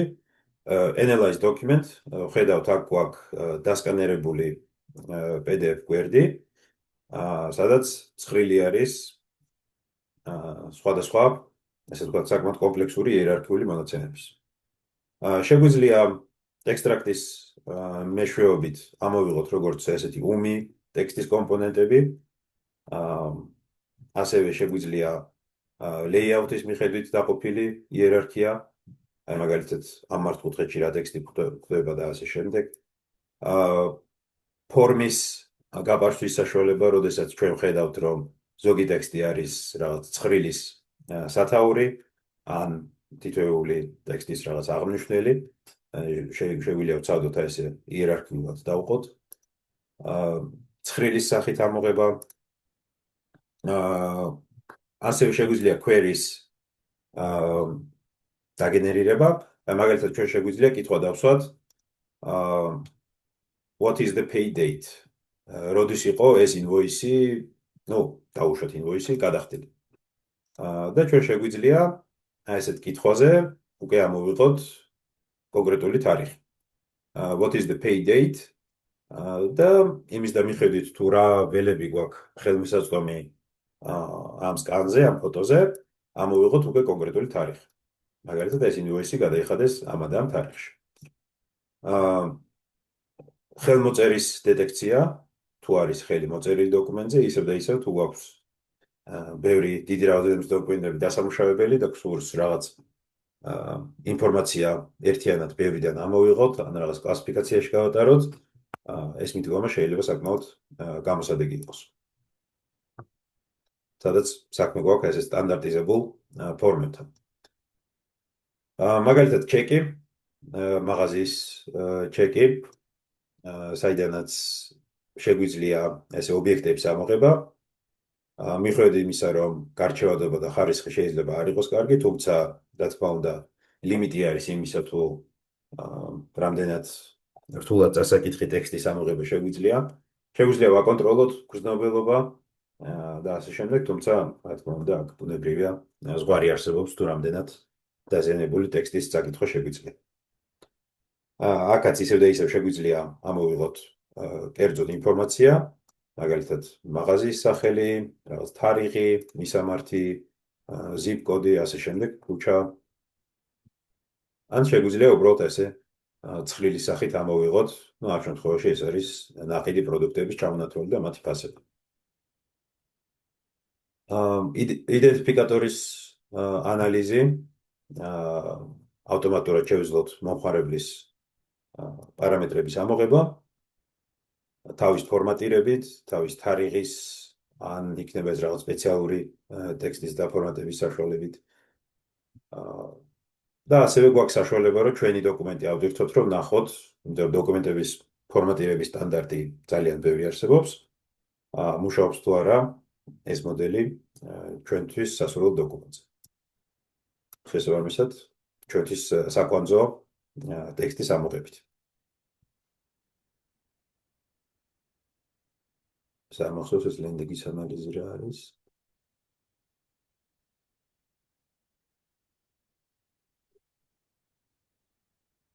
ცოტა ხანძლივი დრო და შეიძლება დაჭირდეს.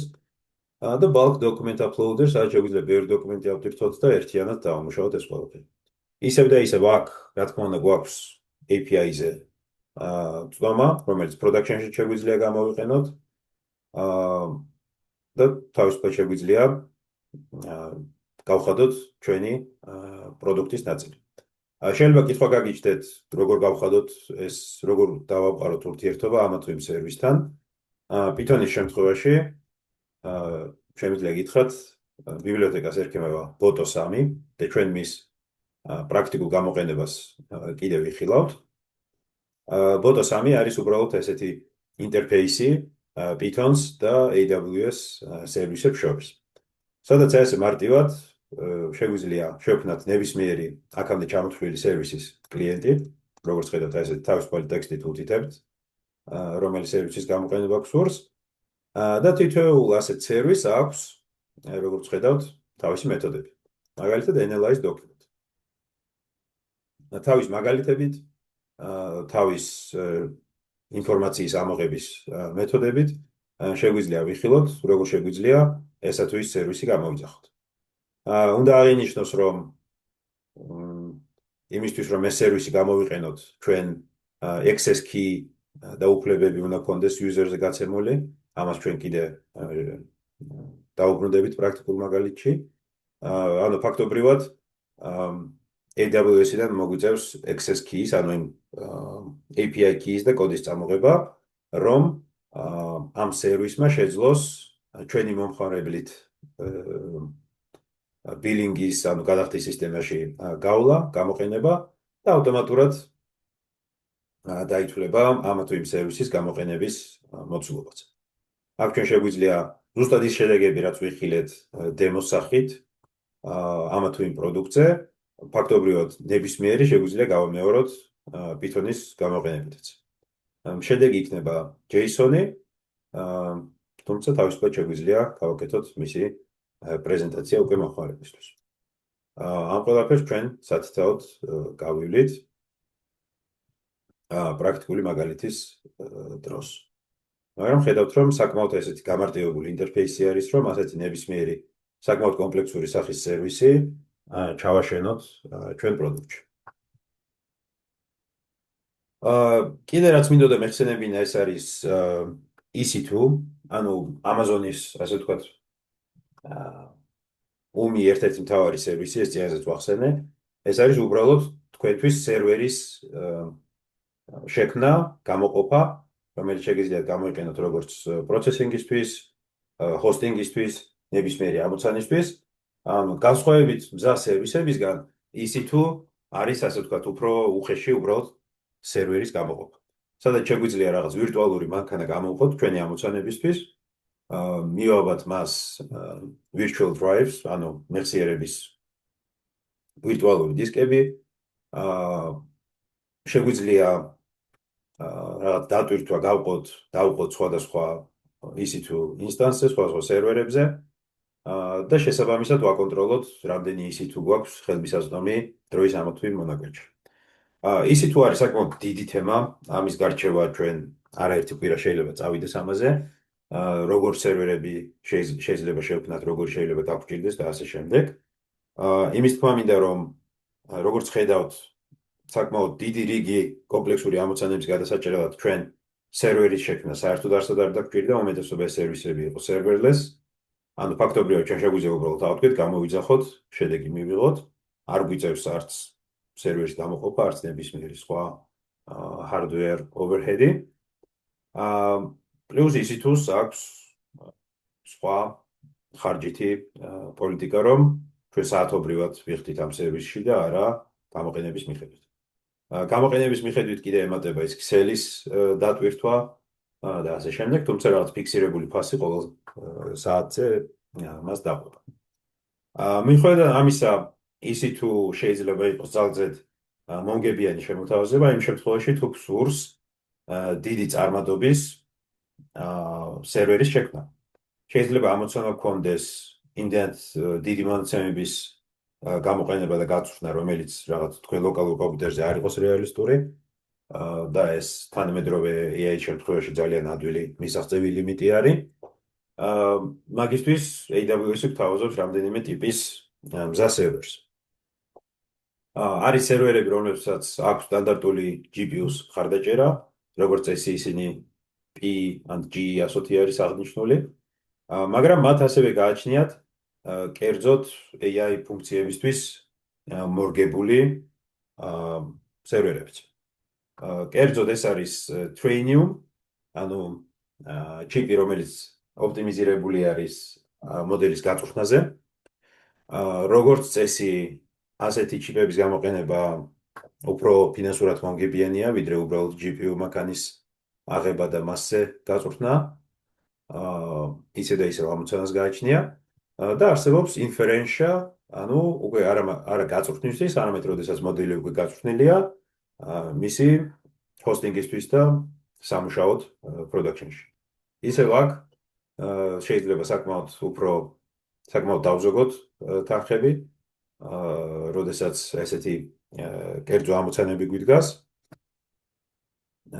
შეგვიძლია გამოვიყენოთ მათი შემოთავაზება.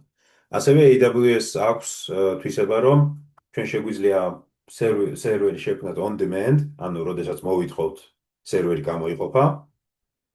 თუმცა, ასე ვთქვათ, წინასწარ დავჯავშნოთ სერვერებიც, როდესაც ვიცით, რომ რაღაც რაოდენობა ნამდვილად დაგვჭირდება, რაღაც დროის პერიოდზე წინასწარ დავჯავშნოთ EC2 სერვისი. მაგ შემთხვევაში ფასი არის ნაკლები და შესაბამისად, ასე ვთქვათ, წინასწარ განსაზღვრული computing power-ი გვექნება ხელმისაწვდომი. კიდე არსებობს spot ინსტანსები, რომელიც კიდე უფრო იაფია, მაგრამ მაგ შემთხვევაში არის, რომ აი შემთხვევით რაღაც EC2 თუ გამოთავისუფლდება, ან რაღაც მოთხოვნა იმაზე ნაკლებია, ვიდრე Amazon-ი ელოდა, იმიტომ რომ რა თქმა უნდა ისინი დინამიურად ცდილობენ მოთხოვნის მიხედვით სერვერები ქონდეთ ხელმისაწვდომი.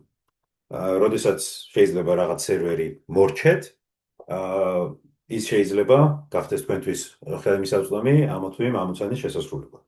მაგას ქვია spot instance და კიდევ უფრო ნაკლებ ფასთან არის ასოცირებული, მაშინ როდესაც დროის მიმართ კრიტიკული ამოცანები არ გაგვაჩნია და უფრო თანხის ოპტიმიზაცია არის უფრო მაღალი პრიორიტეტი, შეგვიძლია ეგეთი ტიპის სერვერებიც გამოვიყენოთ. კარგით, და ბოლო სერვისი, რომელიც დღეისთვის მინდა ვახსენო, ეს არის ალბათ ყველაზე მოქნილი და ალბათ პირველი სერვისი, რაც იყო AWS-ზე, ეს არის SageMaker-ი, რომელიც გვაძლევს საშუალებას, რომ ჩვენი მოდელები შევქმნათ, გავწვრთნათ, დავჰოსტოთ AWS-ის პლატფორმაზე. ანუ ფაქტობრივად, თუ გახსოვთ, ჩვენ პრაქტიკულებზე რა მოდელიც გაგვიწვრთნია, იქნება ეს ჩვენ მონაცემებზე, ჩვენ მიერ სხვადასხვა მანქანური სწავლების ანალიზით და ცდის და მეთოდის შედეგად მიღებული მოდელები. რეალურად არის ჩვენ ლეპტოპზე, კიდევ გვიდგას ამოცანა, რომ ეს მოდელი ხელმისაწვდომი გავხადოთ production-ში. ფაქტობრივად SageMaker-ი ამ ამოცანას გვიმარტივებს, გვაძლევს საშუალებას, რომ ჩვენი მანქანური სწავლების ექსპერიმენტიც, მონაცემების მოპოვება, დამუშავებაც, მოდელის დატრეინინგება, მოდელის production-ში ჩაშვება, ეს ამოცანები, ასე ვთქვათ, ასეთ უფრო მარტივად მოგვიგვაროს. კარგი ასევე არის ის, რომ არ ვართ ვალდებული გამოვიყენოთ SageMaker-ის მიერ მოწოდებული მოდელები, შეგვიძლია გამოვიყენოთ ჩვენთვის ნაცნობი, იქნება ეს scikit-learn-ი, იქნება ეს PyTorch-ი, საკმაოდ დიდი მოდელების მხარდაჭერა აქვს და ფაქტობრივად ჩვენი მოდელი შეგვიძლია განვათავსოთ production-ში საკმაოდ ადვილად. ისევ და ისევ არ გვიწევს EC2-ს შეძენა, თუმცა რაღაც ხარჯებთან რა თქმა უნდა ეს არის გათვალისწინებული, იმიტომ რომ რეალურად ჩვენი მოდელი ისევ და ისევ მოითხოვს hardware-ს, CPU-ს, GPU-ს, რაღაც ხარჯებთან ეს არის დაკავშირებული, თუმცა ასე ვთქვათ, მთლიან EC2-ს ქირავებაც არ გვჭირდება. უფრო lean deployment-ი შეგვიძლია გავაკეთოთ. და იქნება ეს ნებისმიერი მანქანური სწავლების ამოცანა, რომელიც არაერთი განვიხილეთ, კლასიფიკაცია, რეგრესია, კლასტერიზაცია, natural language processing, ნებისმიერი სახის ტიპის მოდელი, რომელიც უკვე ჩვენი შექმნილია, შეგვიძლია ამ AWS-ის ინფრასტრუქტურაში ვამყოფოთ და მაგისთვის SageMaker-ი არის უმოკლესი გზა. End-to-end ML services, ანუ რეალურად ის გვეხმარება როგორც მონაცემების შეგროვება მომზადებაში, ისე მოდელის გაწვრთნაში და ისე მოდელის deployment-ში გასაშვებად. ანუ ფაქტობრივად მთელი ML pipeline-ი თუ გსურს, შეგვიძლია SageMaker-ზე ავაწყოთ. შეგვიძლია როგორც ნოლიდან დავიწყოთ ამ პლატფორმაზე, ისევე შეგვიძლია ჩვენი არსებული პროექტი მიგრაცია განვახორციელოთ და ავიტანოთ SageMaker-ზე. ანუ ფაქტობრივად შეგვიძლია გადავწყვიტოთ, რომელი ნაწილი სად გსურს რომ გავაკეთოთ. კარგი არის ის, რომ თავის არსებული ბიბლიოთეკა და მოდელებიც აქვს SageMaker-ს, იქნება ეს რაღაც რეგრესიის კლასიფიკაციის ან კლასტერინგის ამოცანები, იქნება ეს supervised to unsupervised learning მიდგომები, ტექსტური ალგორითმები, სურათის დამუშავების ალგორითმები. ანუ ფაქტობრივად გვაქვს საშუალება ნოლიდან მივიღოთ, ნოლიდან გავცვნოთ მოდელიც. იმ შემთხვევაში თუ არსებული სერვისები ან მათი მოქნილობა არ აკმაყოფილებს ჩვენ მოთხოვნებს, ან თუ ჩვენი მიზანი არის მაგალითად სწავლა, ექსპერიმენტი, კვლევა, შეიძლება ეს მიდგომა უფრო ხელსაყრელი იყოს ჩვენთვის. ასევე გაგვაჩნია automatic model tuning, რასაც აქამდე თუ გახსოვთ iterაციულად ვაკეთებდით ჩვენით, როდესაც იქნებოდა ეს grid search-ი, randomized grid search-ი, ანუ grid search with cross validation, ანუ ფაქტობრივად ჩვენ გვიწევდა დაგვეზუსტებინა რა პარამეტრები მოდელის რა პარამეტრები გვეცადა, რომ გვეპოვა საუკეთესო კომბინაცია. ფაქტობრივად მაგაშიც გვეხმარება SageMaker-ი, ჩვენ უბრალოდ უნდა თქვათ, რომელია მთელი ჩვენი მთავარი მეტრიკა, რომელსაც უყურებთ. ეს შეიძლება იყოს სიზუსტე, ეს შეიძლება იყოს F1 score, precision recall, ნებისმიერი მეტრიკა, რომელიც ჩვენ აქამდე განვიხილეთ, აი მაგალითში ხედავთ validation AUC, ანუ ვალიდაციის მონაცემებზე area under the curve პარამეტრი, მაგალითად, რომელი მოდელის ჰიპერპარამეტრები იძლევა საუკეთესო შედეგს. ანუ ფაქტობრივად ოპტიმალური პარამეტრების ძებნის მეთოდსაც გვაძლევს. რაც უფრო სწრაფად მიგვიყვანს ოპტიმალურ შედეგამდე, რაც შეგვიძლია მივიღოთ ამ მონაცემებით და ამ მოდელით. Model deployment, როგორც ვახსენე, ჩვენი მოდელი თავისუფლად შეგვიძლია ვაქციოთ API endpoint-ად.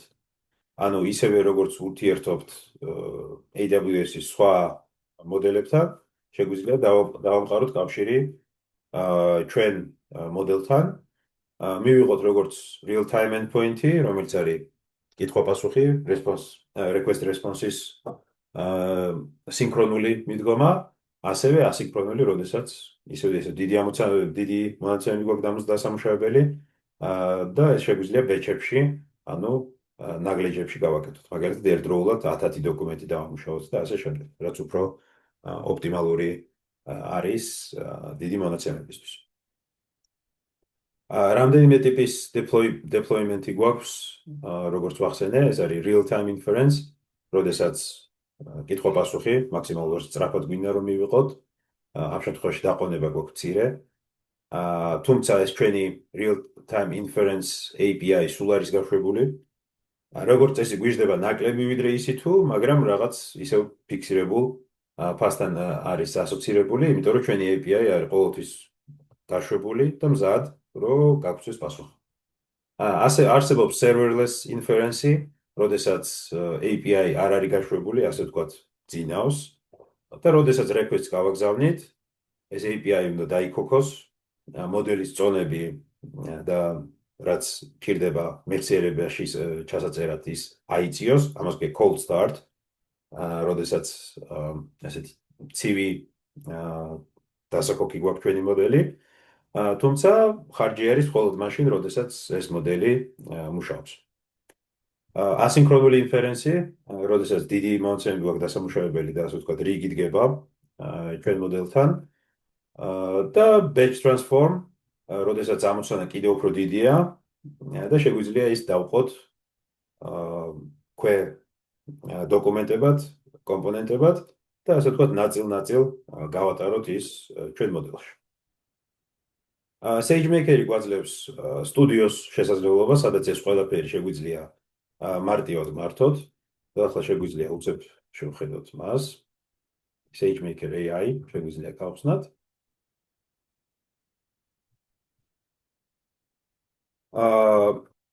გვინდა single user-ისთვის თუ ჯგუფისთვის დავარეგისტრიროთ. ამ user-ზე მე მგონი ჯერ არ მაქვს, ხომ და შევიძინა. კაი, ამას შეიძლება ცოტა დრო დაჭირდეს. ხო, უბრალოდ არ მაქვს. მაგრამ ყოველ შემთხვევაში თქვენ აქ შეგიძლიათ იხილოთ სტუდიოს მეშვეობით, აი ფაქტობრივად, აი Jupyter notebook-ები, რითაც მუშაობდით, აქ შეგიძლიათ პირდაპირ შევიდეთ. შეგიძლიათ დააკონკრეტოთ სახელი, რა ზომის პროცესორი გჭირდებათ გამოსაყენებლად და ფაქტობრივად როგორც იქნება ეს Google Colab-ი, ამ შემთხვევაში ეს იქნება AWS SageMaker-ზე, თქვენთვის სასურველი შესაძლებლობა, ანუ პროცესორის ზომით და კარგი ის არის, რომ ადვილად შეგიძლიათ ჩართოთ, გამორთოთ და თქვენი ექსპერიმენტი, ნებისმიერი თქვენი Python-ის კოდი ამუშაოთ AWS გარემოში. შესაბამისად, აგერ deployment and inference, deployable models, endpoints, ანუ ფაქტობრივად ადგილზევე შეგიძლიათ შექმნათ თქვენი მოდელის endpoint-ი, შესაბამისად აი ეს API, სადაც შეგიძლიათ თქვენ მოდელს მიმართოთ და დაამუშავოთ მოთხოვნები. ანუ ფაქტობრივად SageMaker-ი გვაძლევს საშუალებას თუ გვინდა ასეთი ნოლიდან ასაწყობი გარემო მარტივად მოგვაწოდოს. დამატებითი მასალა დართული არის სლაიდებზე და პირდაპირ ჩატშიც მოგაწვდით. შემდეგ ლექციაზე ვიხილავთ, როგორ შეგვიძლია აი ამ არსებული კომპონენტებით, რაც დღეს განვიხილეთ, ავაწყოთ data processing pipeline-ი, ოპტიმალურად როგორ გავაკეთოთ, იქნება ეს ასინქრონული თუ სინქრონული ოპერაცია, რომ ეს კომპონენტები გამოვიყენოთ ჩვენ დასრულებულ პროდუქტში. კარგით, ეს იყო სულ, რაც დღეს მინდოდა მომეყოლა. მთელ რესურსებს და ჩანაწერს, რა თქმა უნდა, ხელმისაწვდომს გავხდი. და თუ რამე შეკითხვა გექნებათ, ან რომელიმე თემას მოგინებათ, რომ უფრო ღრმად ჩაიძიოთ, აქ საკმაოდ დიდი რაოდენობის თემები მოვიცვით დღეს. შეგიძლიათ მეც დამიკავშირდეთ და აგეხმარებით რესურსების მოძიებაში. კარგით, დიდი მადლობა. ამით შეგვიძლია დავასრულოთ და შევხვდებით. მადლობა, ნახვამდის. მადლობა, ნახვამდის. მადლობა, კარგად. ნახვამდის. ნახვამდის.